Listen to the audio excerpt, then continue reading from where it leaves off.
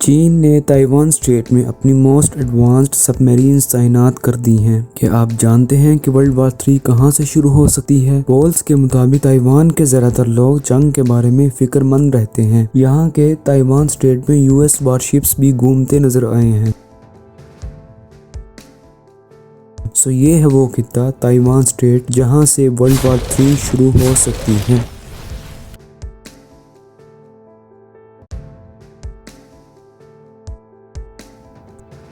Taiwan ایک democratically elected خود مختار حکومت ہے۔ اس کی اپنی ملٹری، اکانومی، جھنڈا، ترانہ، کرنسی اور ادارے ہیں۔ 62% رہائشی اپنے آپ کو تائیوانیز کہلواتے ہیں، لیکن ان سب کے باوجود تائیوان کی قانونی حیثیت ابھی بھی واضح نہیں ہے۔ دنیا میں صرف 14 ممالک جو کہ چھوٹے سے ہیں تائیوان کو ایک خود مختار تصور کرتے ہیں۔ چین تائیوان کو اپنا صوبہ تصور کرتا ہے اور اس نے تائیوان کو ایک دن دوبارہ حاصل کرنے کا عہد بھی کیا ہے، جبکہ تائیوان کے لیڈرز کا کہنا ہے کہ یہ ایک خود مختار ملک ہے۔ آئیے سمجھتے ہیں چائنا اور تائیوان کے ریلیشنز کو۔ تائیوان ایک جزیرہ ہے جو 240 کلومیٹر لمبا اور 98 کلومیٹر چوڑا ہے اور جس کی آبادی 24 ملین ہے۔ تائیوان کی نیٹو پاپولیشن کو اب اورجنیز کہتے ہیں۔ 17ویں صدی میں ڈچ نے تائیوان کو اپنی کالونی بنایا اور 1624 سے 1661 تک وہاں حکومت کی۔ ڈچ کے جانے کے بعد اس کی اگلی 2 صدیوں تک یہ چینی سلطنت کنگ امپائر کا حصہ رہا۔ 1895 میں پہلی سائنو جاپانیز جنگ ہوئی اور جاپان نے تائیوان پر قبضہ کر لیا اور یہ قبضہ 50 سال تک جاری رہا۔ 2 دہائیوں بعد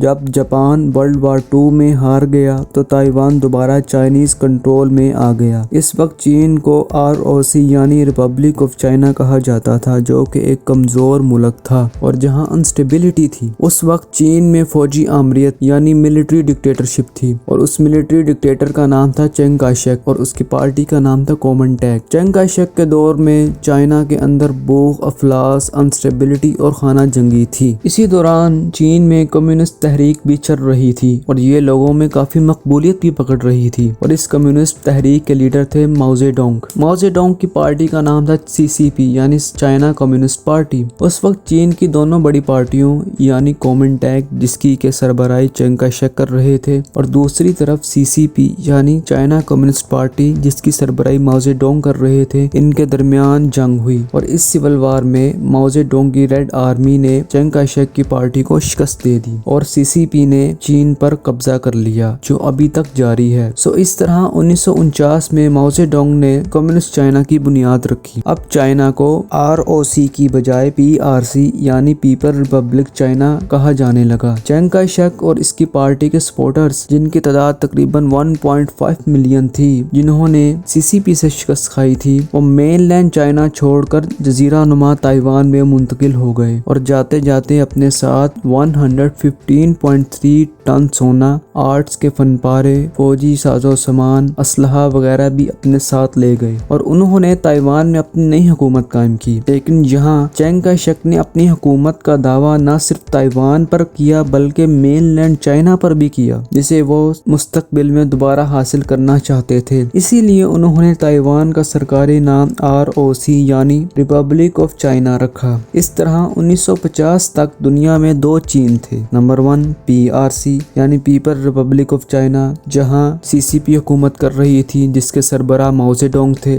دوسری طرف ROC یعنی ریپبلک آف چائنا جسے تائیوان کہا جاتا ہے، وہاں چنگ کائی شیک کی حکومت تھی۔ بہت سے مغربی ممالک حتیٰ کہ یونائٹڈ نیشنز 1970 تک چنگ کائی شیک کو چین کا ٹرو لیجیٹمیٹ یعنی قانونی لیڈر تصور کرتے تھے اور اس وقت چین کا نام آفیشلی دنیا میں ROC یعنی ریپبلک آف چائنا تھا۔ لیکن جب 1971 میں کولڈ وار 1 کے دوران مین لینڈ چائنا امریکہ کے لیے اسٹریٹجیکلی زیادہ اہم بن گیا تو انہوں نے بیجنگ کو نیشن کا لیجیٹمیٹ یعنی قانونی ریپرزینٹیٹیو کے طور پر انتخاب کیا اور آج تک PRC یعنی people republic of of China ही को चाइना का रिप्रेजेंटेटिव माना जाता है। 1975 में जब ताइवान के हुक्मरान और कोमिंटैंग की पार्टी के सरबराह चिंग काई शेक की वफात हुई तो इसके बाद यन शेकेन और फिर चियांग शिंग ने ताइवान की हुक्मरानी संभाली और उन्होंने ताइवान को डेमोक्रेसी के रास्ते पर गामजन रखा। दूसरी तरफ मेनलैंड चाइना में जहां कम्युनिस्ट थे,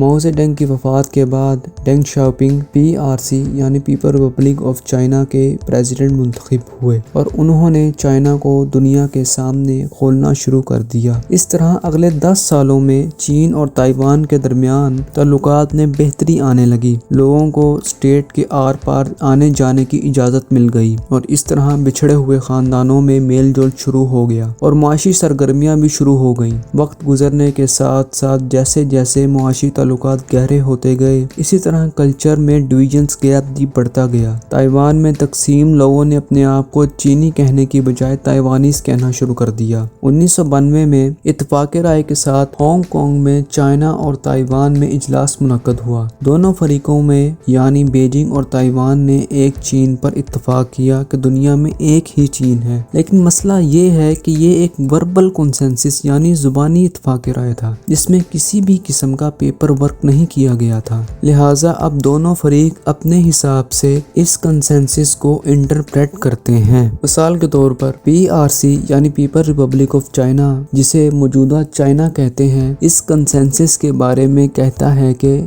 इसमें इस बात पर इत्तफाक हुआ कि दुनिया में एक ही चाइना है। दोनों जगहें यानी ताइवान और मेनलैंड चाइना एक ही चाइना के हिस्से हैं और इस चीन पर बीजिंग की हुकूमत है और दोनों फरीक यानी ताइवान और मेनलैंड चाइना इत्तेहाद के लिए मिलजुल कर काम करेंगे, जबकि दूसरा फरीक ROC यानी पीपल रिपब्लिक ऑफ चाइना, जिसे ताइवान कहते हैं, वो इसे बिल्कुल मुख्तलिफ अल्फाज में बयान करता है। लिहाजा दोनों फरीकों के दरमियान ये कंसेंसस बजाय इसके कि किसी मसले की हल की तरफ जाता, इसने मामले को और पेचीदा कर दिया है। चीन और ताइवान में पॉलिटिकल डिविजन्स बहुत गहरी हैं। मेनलैंड चाइना या PRC एक कम्युनिस्ट पार्टी की हुकूमत के अंडर है जिसे CCP कहते हैं, जबकि ताइवान में एक से ज्यादा पार्टीज हैं और इसमें डेमोक्रेटिक गवर्नमेंट है। शायद इसीलिए सन 2000 में ताइवान ने डेमोक्रेटिक प्रोग्रेसिव पार्टी के चेन शोबेन को प्रेसिडेंट के तौर पर मुंतखब किया, जिन्होंने खुलेआम ताइवान की आज़ादी की हमायत की। ओहदा संभालने के बाद उन्होंने कहा कि वो आज़ादी यानी ताइवान की आज़ादी का ऐलान नहीं करेंगे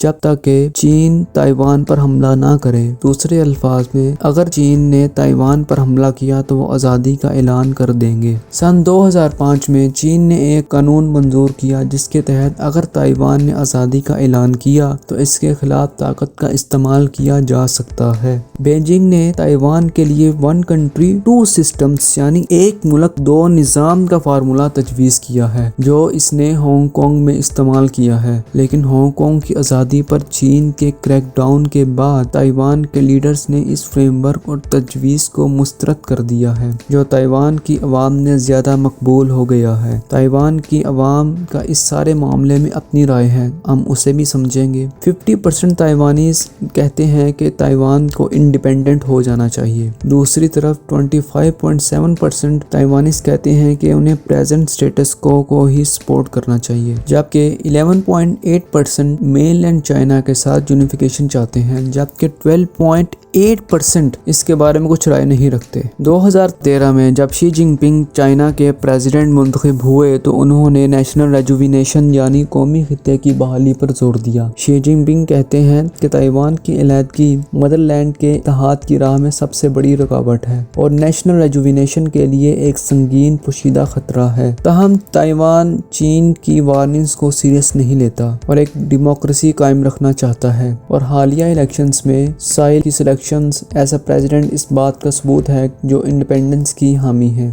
अब आते हैं अमेरिका की तरफ। चीन ताइवान के मामले में अमेरिका का मौक़िफ़ भी मुबहम है और वो इसे स्ट्रेटेजिक एम्बिगुइटी का नाम देते हैं। एक तरफ अमेरिका और वेस्ट इस बात को तस्लीम करते हैं कि ताइवान चीन का टूटा हुआ हिस्सा है, ना कि आज़ाद मुल्क, और इसीलिए ताइपी में USA की कोई ऑफिशियली एम्बेसी भी नहीं है, जबकि दूसरी तरफ वो चाहते हैं कि चीन ताइवान को अकेला छोड़ दे और अमेरिका ने तजवीज़ दी है कि अगर चीन ने تائیوان پر حملہ کیا تو وہ تائیوان کی فوج کا دفاع کرے گا، اس لیے اب وہ تائیوان کو جدید اسلحہ بھی فراہم کر رہے ہیں۔ امریکہ کے ڈپارٹمنٹ آف ڈیفنس یعنی DOD کی سالانہ رپورٹ کے مطابق چین 2049 تک تائیوان پر حملہ کر سکتا ہے۔ یہ تو آئندہ آنے والے وقت میں ہی پتہ چلے گا۔